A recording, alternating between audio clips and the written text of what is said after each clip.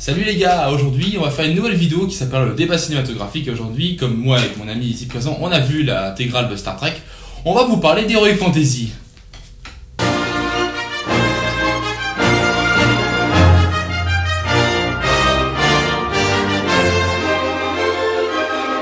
On finit les conneries, donc du coup, je suis en présence de Mathieu, effectivement, donc on a décidé de vous parler un petit peu de la frontière en fait entre Heroic Fantasy et Dark Fantasy au cinéma et dans les productions hollywoodiennes. C'est ça. Voilà, donc, production hollywoodienne moderne et l'avenir. L'avenir, effectivement, oui, l'avenir, complètement. Bon, il y a deux types d'Heroic de fantasy médiévale, entre parenthèses. Il y a l'Heroic Fantasy et la Dark Fantasy. On voit vers qui les producteurs sont plus tentés de mettre leur budget, qui est l'Heroic Fantasy. On va revenir là-dessus, mais déjà peut-être avant définir ce que c'est l'Heroic Fantasy. Donc je sais pas, tu commences. Moi je pense que ce serait bien que tu développes l'Heroic Fantasy, et moi comme je connais un peu plus la Dark Fantasy, effectivement. Moi l'Heroic Fantasy déjà pour commencer, et puis pour un exemple très simple, c'est le Seigneur des Anneaux, le Hobbit, tout ce qui concerne en fait d'établir des héros qui vont affronter une quête dans un univers très fantaisiste avec beaucoup de magie et de la magie. Là, un endroit où en fait on a tendance un petit peu à Hollywood de définir bien et mal distinctement. Et le bien luttera contre le mal pour la victoire du bien, blablabla. Et donc la Dark Fantasy, donc... Exactement. La Dark Fantasy n'a pas cette ambiance, en gros, de bien et de mal, de manichéisme comme ça. Dans la Dark Fantasy, beaucoup plus proche, finalement, du réel, tout n'est que ténèbres. Il n'y a pas cette idée de lueur, d'héroïsme ou quoi que ce soit. Pour prendre un excellent exemple, beaucoup de personnes considèrent que Conan, à tort, c'est de l'Heroic Fantasy parce qu'on lui a donné au fur et à mesure des époques un statut de héros, ce qui est absolument faux. Conan n'est jamais un héros, Conan est un égoïste qui pense qu'à sa figure. Je connais vraiment beaucoup Conan et je me suis surtout intéressé aux écrits du premier auteur qui est Howard et aussi du premier film, et c'est clairement pas un héros, c'est un égoïste, il pense qu'à lui, il a un objectif, etc. Voilà. Donc dans cet univers, qu'est-ce qui me fait dire aussi que c'est de la Dark Fantasy, c'est que la magie n'est absolument pas positive, elle ne peut jamais être positive. Dans Seigneur des Anneaux, Gandalf a de la magie qui peut servir pour le bien, la lumière, etc. Ça n'existe pas, ça. Dans Conan par exemple, mais dans plein d'autres trucs, comme Game of Thrones par exemple, on y reviendra après, pour le prendre exemple de la Dark Fantasy, même si c'est pas vraiment un film, même si on ne peut pas vraiment prendre des films, on le prendra quand même. Cette idée que la magie, c'est juste les incantations, la nécromancie, etc. Les trucs très négatifs. Oui. Effectivement, oui, donc voilà beaucoup. Alors en gros, entre guillemets pour la définition, mais donc il y a une tripotée d'exemples de deux films là-dedans. Et en fait, ouais, donc récemment, depuis qu'en fait que les studios ont mis en chantier, enfin le Hobbit, après le Seigneur des Anneaux, Hollywood aura eu quand même tendance à vouloir s'orienter vers quelque chose de plus Heroic Fantasy, alors que dans les années 80 on avait des films, on avait Excalibur qui était un très bon exemple, on avait le Robin des Bois qui réalisait je sais plus quelle année, qui était très dark, où il y avait une espèce de scène très étrange. On peut toujours citer qui n'est pas dans médiéval, mais Evil Dead, c'est pas... Evil Dead, déjà. Evil Dead 3 qui est même, bon, voilà, c'est un peu compliqué, mais Evil Dead 3 est complètement dans un trip d'Heroic Dark Fantasy. Après au cinéma, l'un des premiers récits de type Heroic Fantasy, entre guillemets, Heroic Fantasy, Dark Fantasy confondu, et entre guillemets, on en avait parlé tout à l'heure, c'était peut-être un peu les péplums, les récits bibliques qui ont commencé après les récits gréco-romains dans les années 60. Avec toutes les vagues le choc des titans, etc. Le choc des titans, tout le succès de Ray Harryhausen. Et donc là, on a eu vraiment des vagues où justement la mythologie commence à être exploitée au cinéma.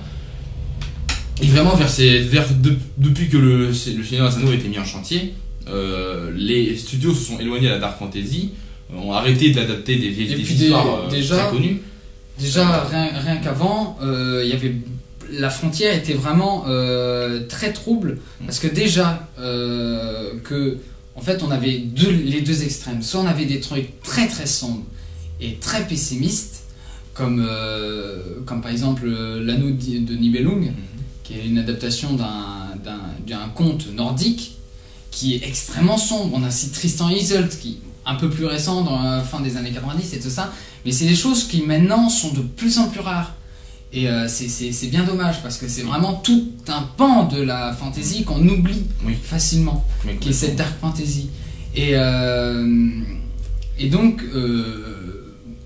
l'Heroic Fantasy part depuis ça. Voilà, maintenant, depuis qu'on a fait le Seigneur des Anneaux, effectivement, il y a eu une certaine attirance du grand public. Donc le Seigneur des Anneaux qui a été un succès mondial, on peut le clairement dire. Hein. Après, donc effectivement, les gens ont attendu le Hobbit, mais en attendant, les studios se sont dit bon, les impatients entre guillemets, on peut leur sortir des trucs. Là récemment, je peux te citer par exemple le 7ème Fils, qui était une daube abyssale. Exactement. On a eu Eragon dans le même genre, Narnia qui rattrapait un peu le tout. Et pour puis, le premier, le deuxième, je l'ai pas vu. Le Seigneur des Anneaux, oui, mais le Seigneur des Anneaux, déjà, c'est un projet qui a été longtemps en chantier. Il y a déjà eu plus de 10 ans, un film d'animation pseudo, dans les années 70, etc. Qui est vraiment pas mal. Moi, je l'ai vu, je sais pas si t'as vu. Faudrait que je le voie. Il est vraiment pas mal, même s'il a plein de défauts, tout ça, et il est moins bien que les films, personnellement, je trouve. Il est vraiment pas mal. Et aussi, je pense que c'est plus Harry Potter qui a lancé toute cette vague de films. Possible, oui, effectivement. Parce que c'est un petit peu après le Seigneur des Anneaux, enfin c'est à peu près en même temps. Oui, je crois que le premier Harry Potter et le Seigneur des Anneaux se coïncident dans l'année. C'est à peu près en même temps. Pour le premier Seigneur des Anneaux, c'est 2001, je crois qu'Harry Potter c'est 2000, 2002. Voilà, je connais pas vraiment les dates d'Harry Potter parce que c'est pas quelque chose que je connais très bien. Tu as fait raison de parler mais je pense que c'est vraiment 2002, voilà. Harry Potter qui a lancé ça.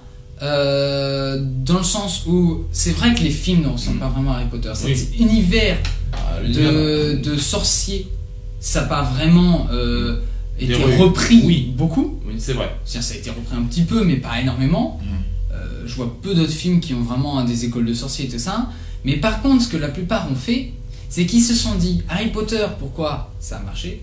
C'est parce qu'il y avait des jeunes, donc les gens s'identifiaient aux jeunes. Pourquoi Seigneur des Anneaux, ça marchait? C'est parce qu'il y avait de l'aventure, parce qu'il y avait de l'épisme et tout ça. Voilà. Et donc ceux qui se sont dit, avec un raccourci qui est assez facile, c'est qu'est-ce qui va plaire le plus? Et ben c'est les romans, qui étaient déjà un petit peu écrits pour la plupart, parce que ça a commencé dans les années 90, qui vont couper les deux. C'est-à-dire faire un univers avec de l'aventure, des quêtes, qui est typiquement Heroic Fantasy, avec des jeunes. Et de plus en plus, les producteurs ont décidé d'investir des sous là-dedans, parce que c'est ce qui marche. Et effectivement, comme j'en parlais tout à l'heure, effectivement, on a eu le 7ème Fils là.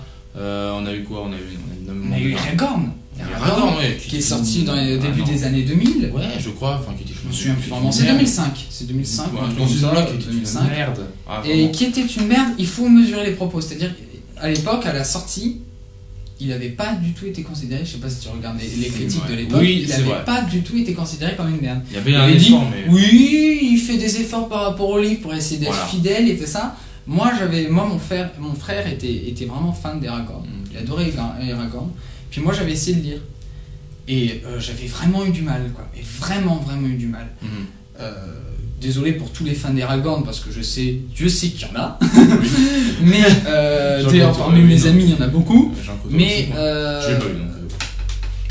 Aragorn, je pense qu'il est vraiment symptomatique, sans être non plus cliché trop, il est vraiment symptomatique de ce que vraiment veulent adapter les producteurs. Sauf que c'est pas en adaptant des romans qui collent bien à une image de ce qu'ils ont de la fantasy que forcément ça va apporter un univers. Toi, quel exemple t'aurais par exemple à dire comme film qui est bien réussi, le compromis entre les deux? Bien réussi entre l'univers et le personnage. Ouais. Tu me prends au dépourvu là. Pas beaucoup. Je sais pas, je t'avais parlé des Pirates des Caraïbes tout à l'heure, mais qui sont pas trop dans la catégorie. Ils sont pas vraiment dans la catégorie. Mais avec un univers qui est quand même vachement intéressant et des personnages très réussis en même temps. On a tous, globalement, tout le monde est à peu près d'accord pour dire que Jack Sparrow c'est génial. Mais après, dans le thème de l'Heroic Fantasy, je dirais plus dans des trucs de Dark Fantasy justement, où là l'univers est assez intéressant et le personnage réussi. Notamment, j'avais adoré l'adaptation d'Excalibur en 1980. Je ne sais plus du tout qui est le réalisateur ni l'année, mais une super adaptation d'Excalibur où vraiment c'était très très sombre. Même Merlin avait des sombres facettes. Et où tout en fait l'univers était vraiment intéressant, l'univers de la légende du roi Arthur et de Camelot.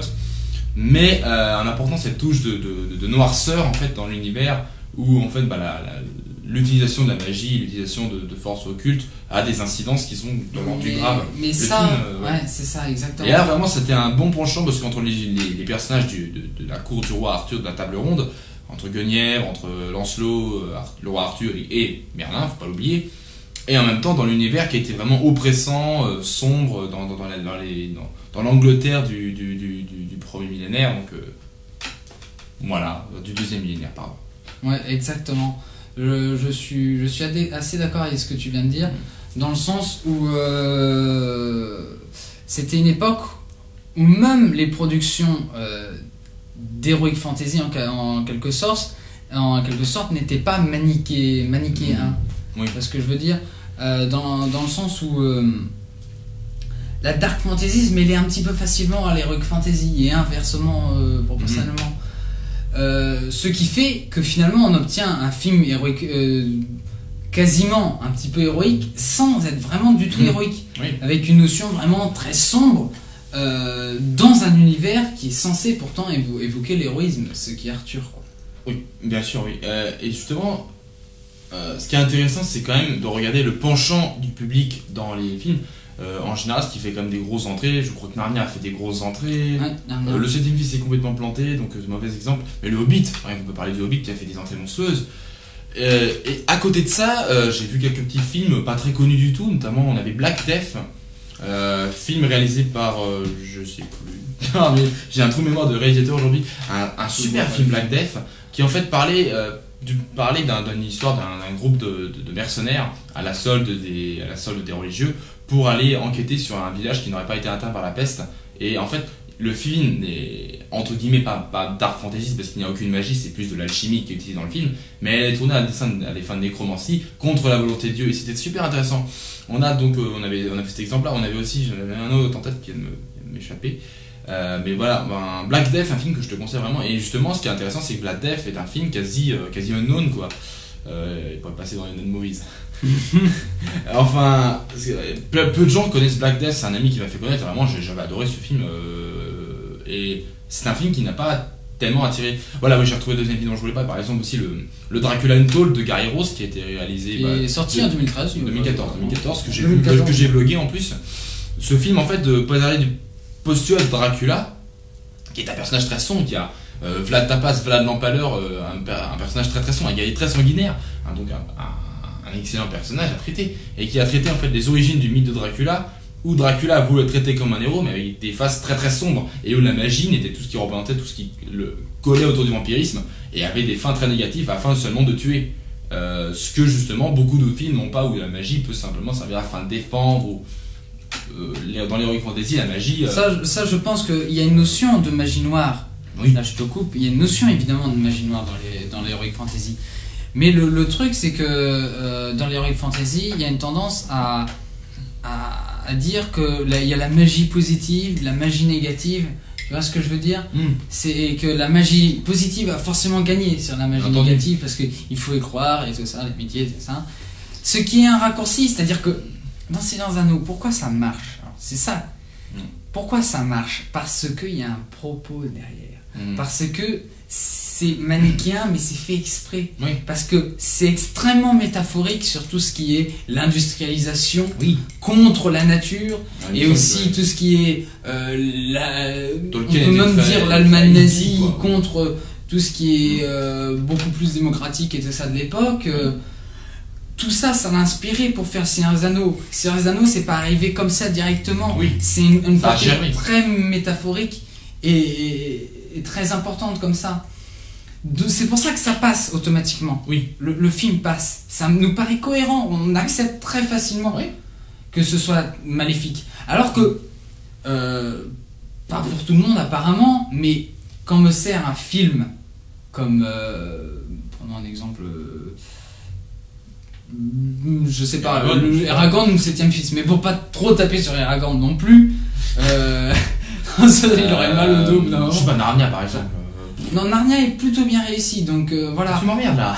Et je pense qu'on va prendre le 7ème fils, malheureusement pour lui, bon, il se fera taper dessus, hein, tant pis. dessus, donc vaut autant taper sur les morts, ça fait moins mal que sur les blessés. Donc on va taper sur le mort qui est le 7ème fils. Le 7ème fils n'a pas compris ça. Le 7ème fils, il s'est dit que ce qui marchait, c'était ça, c'était ça, c'était ça. Il n'a pas compris pourquoi ça marchait. Ouais. Et moi, personnellement, quand tu me dis, bon, eux c'est les méchants, eux c'est les gentils, Et puis t'as un méchant pas trop gentil ou un gentil pas trop méchant. d'accord, mais jamais je m'impliquerai là-dedans. Non. Alors que si tu me dis, eux ils ont cette opinion, Mhm. et eux ils ont cette opinion, et qu'on voit très bien que ceux qui ont l'opinion, entre parenthèses, méchante, ont une opinion qui est néfaste pour le plus grand nombre et qui est vachement extrémiste, etc., on va forcément avoir des affinités pour les autres. Voilà, donc c'est quelque chose qui est assez intéressant et qui a assez peu travaillé finalement et qui a assez oublié cet aspect.